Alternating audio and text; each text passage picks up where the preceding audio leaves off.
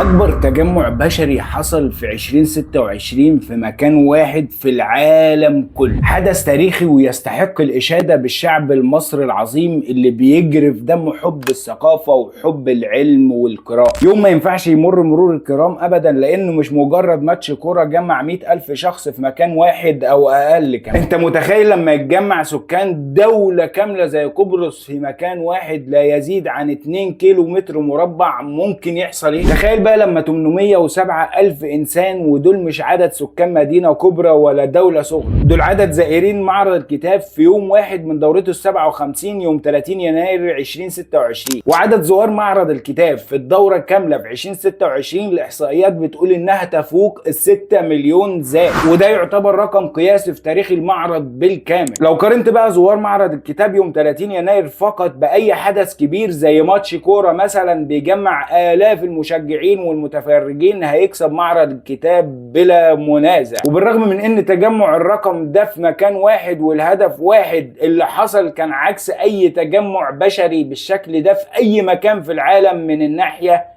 الأمنية. زيرو مشاجرات، زيرو معاكسات واعتداءات، زيرو أي حاجة مخالفة لقيم كل المجتمعات. وده بالرغم من إن الزائرين دول فيهم كل فئات المجتمع، ومش بس المجتمع المصري، ده فيهم السيناوي والصعيدي والاسكندراني، ومن كل محافظة فيه وفود جايين، ومن كل الدول العربية اللي ليها دور نشر جوه في المعرض واللي ملهاش كان فيه وفود جايين وزائرين ومشتريين، مسلمين مسيحيين، أطفال وشباب وشيوخ كبار ومدرسين وغيره كتير. انا نفسي من اسكندريه، ولما جات لي الفرصه لزيارته ورحت حرفيا بهدوم الشغل على هناك، ودخلت بهدوم الشغل، ومن كتر الانبهار بالمكان اللي اول مره ادخله ما عرفتش اصور الفيديو اللي حضرته وانا في طريق للمعرض وطلع بايظ. بس الصراحه كنت في قمه السعاده والانبهار من كل حاجه شفتها في معرض الكتاب. ملايين الكتب من اكتر من 1500 دار نشر من مختلف الدول العربيه والاسلاميه، كتب كتير جدا في كل المجالات والفنون والثقافات. ما يقارب من 1,000,000 شخص بيدخلوا مكان واحد بيأدوا غرضهم منه بمختلف اهدافهم بدون مخالفات ولا اختلافات. دي في حد ذاتها حاجه مبهره وعظيمه. واللي بيقول ان الشعب المصري شعب لا يقرأ ولا بيحب القراءة ولا التعليم، قول له روح معرض الكتاب وشوف بعينيك وهتعرف مين الشعب المصري. معرض القاهرة الدولي للكتاب اتأسس سنة 1969 على ايد الدكتور ثروت عكاشة والدكتورة سهير القلماوي. دلوقتي بقى واحنا في 2026 معرض الكتاب بيكمل في النمو عشان يوصل لأرقام قياسية ما وصلهاش اي حدث ثقافي في التاريخ. معرض الكتاب يعد الاول في الشرق الاوسط والثاني على العالم بعد معرض فرانكفورت في امريكا. وفي روايات بتقول ان معرض القاهره للكتاب الاول من حيث عدد الزائرين والقيمه والقامه. معرض الكتاب بكل ما مر بيه من مواقف واحداث وما يحتويه من علم وعلماء وزوار، حدث لا يقارن باي حدث. وده ان دل على شيء فانما يدل على ان مصر بتحمل في جعبتها الكثير والكثير من المثقفين والعلماء والمفكرين، كبارا كانوا او صغار. كل الاحصائيات اللي قلتها بالنسبه لعدد الزوار تقريبية ممكن تزيد او تقل ارقام قليلة جدا، ولكن نهاية الاحصائيات دي كان يوم 30 يناير 2026، والمصدر هي البيانات الرسمية من الهيئة المصرية العامة للكتاب. قولنا انت بقى زرت معرض الكتاب كم مرة في حياتك، واشتريت كتاب ايه وايه رأيك في الحدث نفسه؟ ما تنساش شاركنا رأيك في الكومنتات، وفولو لايك وشير، وصلى